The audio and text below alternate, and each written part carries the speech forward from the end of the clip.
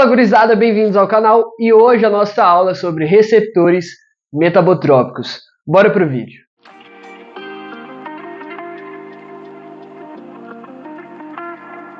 Então gurizada, para a gente realmente entender esse assunto, vamos começar com o conceito de receptores metabotrópicos. Como você bem viu no título desse vídeo, eles também são chamados de receptores acoplados à proteína G. E a gente abrevia eles como GPCRs. Qual que é a estrutura desses receptores? Aqui no canto eu fiz uma demonstração. Então a gente tem uma porção extracelular, que é o sítio de ligação para a molécula ativadora, e aqui a gente tem a porção intracelular, no citoplasma, que é a proteína G. E ela possui três subunidades. A gente tem a subunidade alfa e as subunidades beta-gama, que são juntas, beleza? Elas são acopladas. E por que a gente chama de proteína G? Porque essa proteína ela possui acoplado, mais especificamente na subunidade alfa, e isso é importante, uma molécula de GDP, guanosina difosfato. Beleza? E aí que entra na jogada essa molécula em roxo, que a gente chama de GEF, ou GEF, fator de troca de guanina. Mas vamos entender até então tudo isso daqui. Se você já viu e já estudou transdução de sinal, e caso não tenha visto, tem um vídeo aqui no canal sobre a ligação da molécula ativadora ao receptor acoplado à proteína G, a gente chama de sinal. Quando isso acontece, a gente promove a ativação da proteína G. E como que ela é ativada? Pela substituição de um GDP por um GTP. E quem faz essa substituição é o fator de troca de guanina. Quando isso acontece, e agora a gente possui um GTP acoplado a essa proteína, é como se corresse uma energia entre essas subunidades. E a gente promove a dissociação da subunidade alfa e da subunidade beta-gama. E quando elas se dissociam, isso quer dizer que as duas estão ativadas.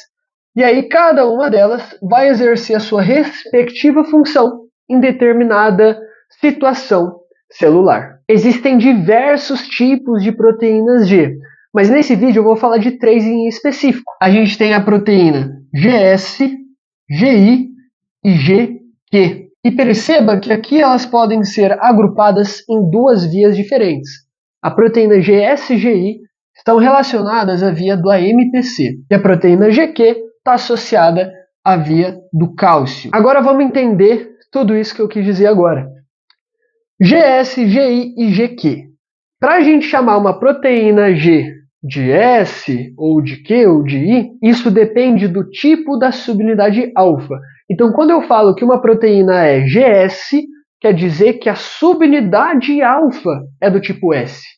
Beleza? Ou quando uma proteína é GI, quer dizer que a subunidade alfa é do tipo I. AMPC, se você nunca viu esse nome, ele quer dizer adenosina monofosfato cíclico. É o parente do ATP, ou do ADP. Aqui a gente tem o AMP, mais cíclico, certo? Nessa formulação, nessa configuração, ele atua como um segundo mensageiro. Da mesma forma como o cálcio vai atuar nesse mecanismo de transdução de sinal. O que um segundo mensageiro faz? Se você lembra a cascata de transdução de sinal, resumindo como uma cascata enzimática, após o sinal e a ativação do receptor, a gente tem uma ativação, uma cascata de várias enzimas em sequência. E os segundos mensageiros, eles não são enzimas, mas eles ativam enzimas e permitem o segmento dessa cascata enzimática para a gente chegar na função final. É essa a atuação desses dois componentes nesse vídeo. E agora você vai entender como eles agem, certo? Vamos falar então da nossa proteína GS. Vamos trazer ela aqui para o canto. A gente tem uma subunidade alfa acoplada a um GTP, lembre disso. E aqui ela é do tipo alfa S, beleza? Então por isso proteína GS. E aqui a gente tem a subunidade beta-gama. Qual que é a função dessa proteína? Quando ela é ativada, a subunidade alfa vem aqui e ativa essa enzima verde aqui. Qual que é o nome dessa enzima?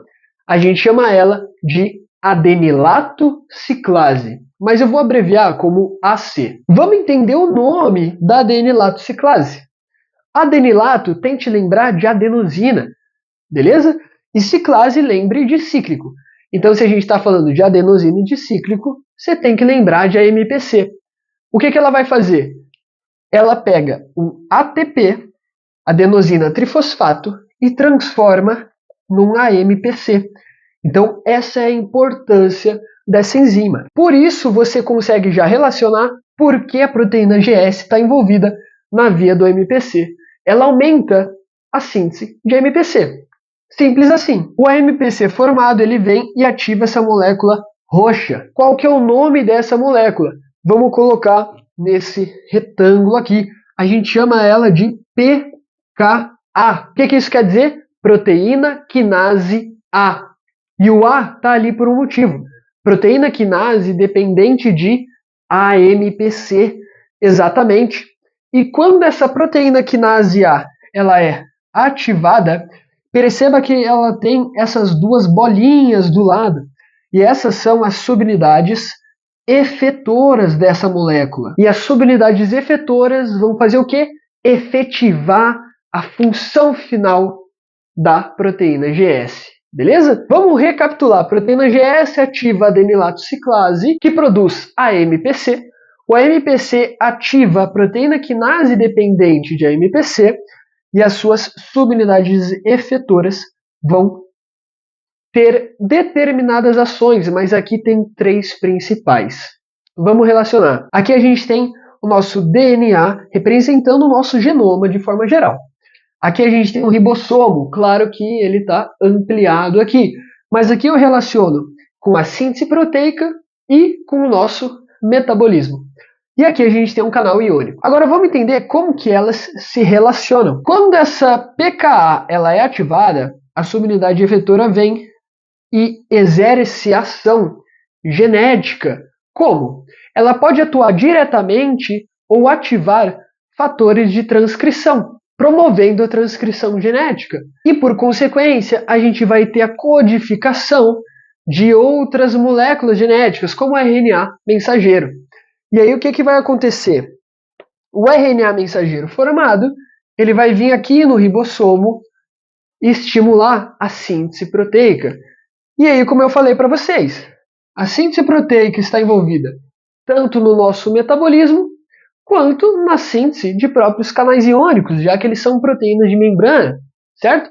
Então aqui a gente consegue relacionar todas elas, mas vamos escrever essas funções aqui. Então a gente tem a pKa exercendo função genética, metabólica e agindo sobre os nossos canais iônicos, beleza?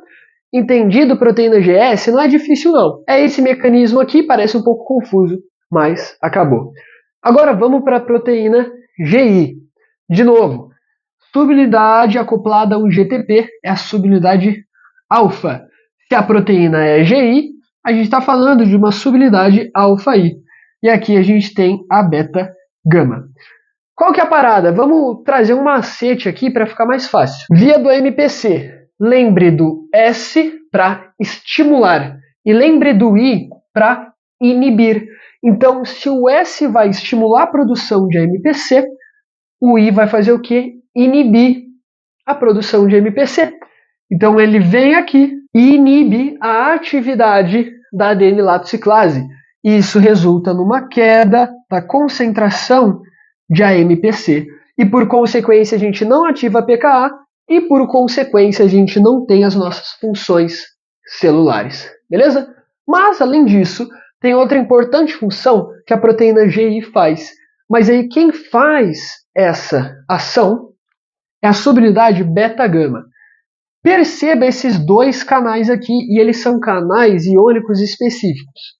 Esse em laranja é um canal iônico para potássio. Beleza? Então vamos fazer ele aqui, já que ele está mais abundante dentro da célula. E esse azul é um canal iônico para cálcio. Vamos fazer ele fora, já que ele está mais abundante fora da célula, beleza? O que vai acontecer? Quando a subunidade beta-gama da proteína GI é ativada, ela vem no canal de potássio e faz o quê? Promove o efluxo. Porque pensa o seguinte, não vamos relacionar apenas a função inibitória na via do MPC, vamos pensar em inibir essa célula de forma geral. Como que a gente faz isso? Hiperpolarizando essa célula. E a gente pode alcançar esse processo através do efluxo de potássio. Então vamos escrever isso aqui. E outro processo que a gente tem é o cálcio, beleza? Mas o cálcio ele é um cátion. E se ele entra na célula, ele faz o quê? Despolariza essa célula. E não é isso que a gente quer. Então, se a gente quer hiperpolarizar e a gente está mexendo na via do cálcio, o que a gente faz? Bloqueia o influxo de cálcio. Vamos anotar isso daqui também. Então, proteína GI promove a queda do AMPC através da inibição da adenilato ciclase e a hiperpolarização através do efluxo de potássio e do bloqueio do influxo de cálcio. Fechou? Via do MPC a gente já matou, agora vamos para a via do cálcio e agora a gente está falando da proteína GQ. Ela está aqui no cantinho para a gente, subunidade que tem o GTP, a subunidade alfa, e se a proteína é GQ, ela é alfa-Q. E essa outra aqui é a beta-gama. O que vai acontecer? Ela vai ativar essa enzima verde aqui para a gente. E quem é ela? É uma fosfolipase. E a gente chama ela de fosfolipase C, que eu vou abreviar como PLC. Se ela é uma fosfolipase, o que ela faz? Ela degrada lipídios. E ela vai agir sobre essa estrutura em roxo aqui, que a gente abrevia por PIP2. E por que eu vou abreviar por PIP2? Porque o nome dela é gigante. O nome dela é fosfatidil-inositol bifosfato. Então vamos lembrar como PIP2. Quando a fosfolipase C age sobre essa molécula, ela promove a formação de dois compostos. Então a gente tem aqui o DAG, que é diacilglicerol, e a gente tem o IP3, que é o inositol trifosfato. A função final desses dois compostos é a mesma, mas eles chegam nessa função, nesse resultado final, de formas diferentes. Perceba que aqui a gente tem uma molécula muito semelhante à pKa, mas se a pKa está na via do AMPC, essa proteína está na via do cálcio. Então a gente chama ela de PKC, proteína quinase dependente de cálcio. E aí, como que ela é ativada? De duas formas. Ela pode ser ativada diretamente pelo diacilglicerol ou pelo IP3, mas isso acontece de forma indireta. Vamos entender isso daqui agora. Veja o IP3 aqui, e ele está próximo desse compartimento intracelular. Esse compartimento é uma organela, e aqui a gente tem o nosso retículo endoplasmático liso. Se você lembra, o retículo endoplasmático liso ele serve como armazenamento de um íon muito importante aqui, que é quem? O cálcio, exatamente. E tá vendo esse canal aqui na membrana do retículo? É um canal justamente ativado pelo IP3. Então o IP3 vem, se liga nesse canal e ativa. Mas isso parece um processo que lembra um receptor ionotrópico. Exatamente. Então o IP3 se liga nesse seu receptor e promove a saída de cálcio. Então começa a entrar cálcio aqui no nosso citoplasma. Olha que interessante. E perceba, aqui em preto a gente tem uma peça que lembra uma peça de quebra-cabeça. E ela tem 4 sítios de ligação para cálcio. Quando ela recebe esses cálcios, ela é ativada. E o nome dessa molécula a gente chama de calmodulina. É através da calmodulina que o IP3 ativa a proteína PKC. Fechou? Agora você pode estar se perguntando, qual que é a função da PKC? Não é à toa que ela e a pKa são bem semelhantes, porque além de aparência, a função delas é a mesma, certo? Então a PKC também vai agir de forma genética, metabólica, sintetizando proteínas e sobre os nossos canais iônicos. Então aqui a gente já falou da proteína GS, da proteína GI, da proteína GQ. Mas se você é bem atento, você percebeu que aqui tem uma estrutura em verde que eu não falei nada sobre. Vamos falar um pouco dela. Eu não vou entrar muito no mecanismo dessa proteína, porque senão a gente vai entrar em inflamação. E o que eu quero dizer com isso? Essa daqui é outra fosfolipase, parecida com a fosfolipase C, mas essa fosfolipase a gente chama de A2. E aí ela também é ativada pela subunidade alfa-Q, mas ela está envolvida na cascata do ácido araquidônico. E o ácido araquidônico está envolvido na inflamação, por isso que não vai ser o foco do vídeo. Vamos dar uma recapitulada antes de finalizar o vídeo. Receptores metabotrópicos ou receptores acoplados à proteína G, eles possuem essa proteína que tem 3 subunidades, alfa, beta e gama.